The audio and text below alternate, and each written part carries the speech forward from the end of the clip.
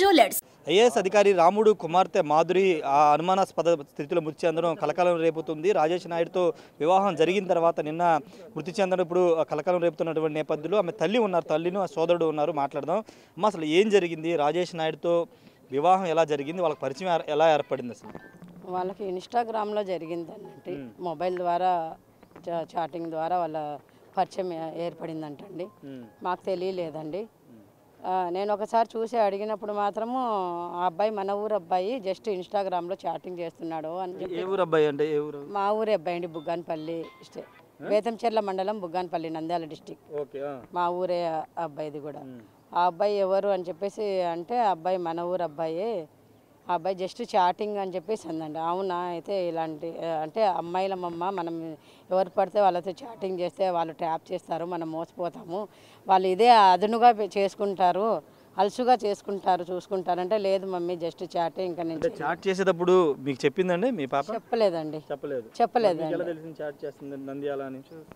చూశానండి, నేను చూశాను. ఏదో చాట్ చేస్తూ గబాలన సెల్ అలా పెట్టేసి పక్కకి వెళ్తే వెంటనే పట్టుకున్నానండి. ఏంటి చాట్ చేస్తున్నావు ఏంటి అని అంటే అంతలో హాయ్ హాయ్ అని చెప్పేసి మాట్లాడుతున్నారండి. ఎక్కడున్నావు ఏంటి అని చెప్పేసి అంతేనండి. తర్వాత ప్రేమ ఎప్పుడు మొదలైంది వాళ్ళకి?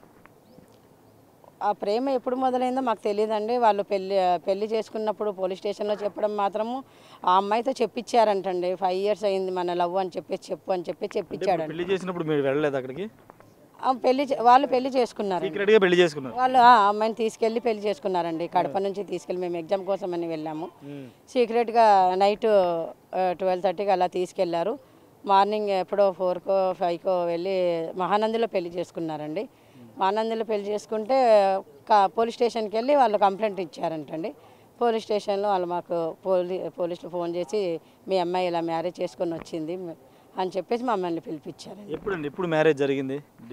5th 3rd 2025 March 5th. ఈ సంవత్సరం మార్చ్ 5th అదే అవునండి. అంటే రాజేష్ నాయుడు పెళ్ళైన తర్వాత మీరు యాక్సెప్ట్ చేశారా? వాళ్ళ పెళ్ళిని యాక్సెప్ట్ చేశారా? పెళ్ళిని యాక్సెప్ట్ అంటే సరే మన ఊరు అబ్బాయి కదా, ముందేమో యాక్సెప్ట్ చేయలేదండి. యాక్సెప్ట్ చేయలేదు అంటే మా సార్ అప్పటికి నైట్ అయింది వచ్చేసరికి. మేము చెప్పాము అసలు సరే ఇలా చేసుకున్నాను అంటున్నావు కదా, 2 రోజులు ఆగు, మనం మాట్లాడుకుందాము, నువ్వు పెళ్ళి అంటున్నావు కదా, 2 రోజులు మాట్లాడి ఏదో డిసైడ్ చేసుకొని చేపిద్దామని చెప్పేసి అన్నామండి. ప్రస్తుతానికి మాతో రా అని చెప్పేసి మేము అడిగామండి. కానీ అమ్మాయి రాలేదండి. నేను వాడిని లవ్ చేశాను కాబట్టి నేను రానని చెప్పేసి అందండి.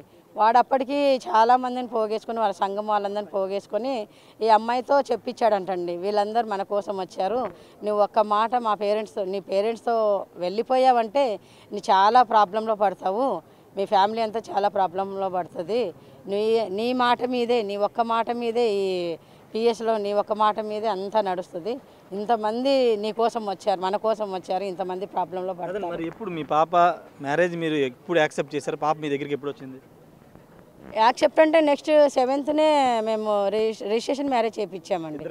అవునండి, వాళ్ళు చేసుకున్నది మ్యారేజ్ అది చెల్లదని చెప్పారండి. మానందిలో మ్యారేజ్ చేయట్లేదు. ఫ్యామిలీ మెంబర్స్ కూడా వచ్చారా మ్యారేజ్కి?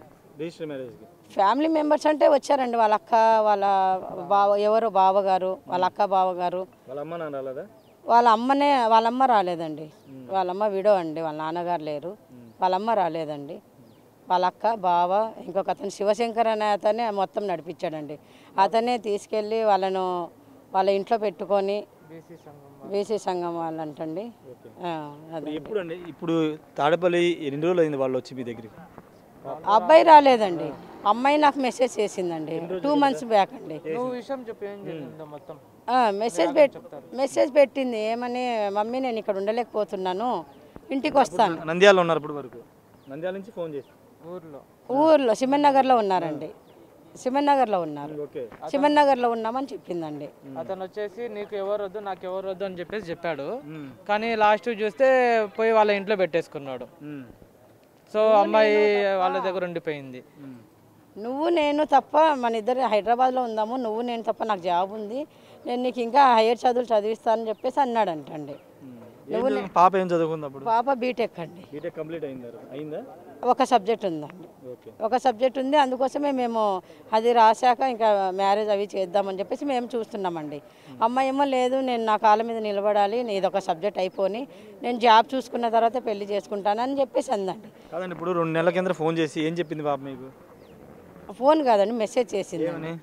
నేను ఇక్కడ ఉండలేకపోతున్నాను, నేను ఇంటికి వస్తాను మమ్మీ అని చెప్పేసి అందండి. మరి మీరు తిరిగి కాల్ చేశారు మీ పాపకి? మళ్ళీ మెసేజ్ పెట్టాం, కాల్ చేస్తే కాల్ లిఫ్ట్ చేయలేదండి, ఓకే. అతను చెప్పలేదు. కాల్ లిఫ్ట్ చేయలేదండి. ఆ అబ్బాయికి తెలియకుండా మెసేజ్ పెట్టిందంట. వెంటనే అబ్బాయి రావడంతో జస్ట్ మెసేజ్ పెట్టినప్పుడు మమ్మీ అబ్బాయి ఉన్నాడు, నేను మళ్ళీ చేస్తానని చెప్పేసి అందండి. ఎప్పుడండి పాప ఎప్పుడు చనిపోయింది? ఇప్పుడు నిన్నే అండి, నిన్న మార్నింగ్.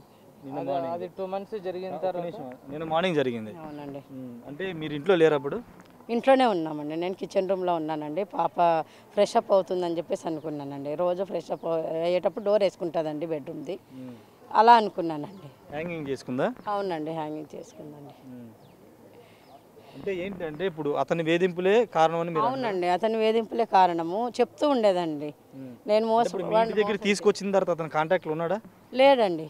ఒకసారి మెసేజ్ పెడితే మెసేజ్ కూడా వాడు కనీసం కూడా రాలేదండి. మీ ఇంటికి రాలా? అమ్మాయి మాకు తెలియకుండా వాళ్ళ ఫాదర్ మొబైల్తో మెసేజ్ పెట్టిందంటండి. అది ఏం పెట్టిందో కూడా నాకు తెలియదండి. పెట్టాను, ఏంటి ఇంతేనా లవ్, నీ లవ్ అని చెప్పేసి అందండి. ఇంతేనా, రాములు గారు ఒక్క నిమిషం సార్, ఇంతేనా నీ లవ్ అని చెప్పేసి.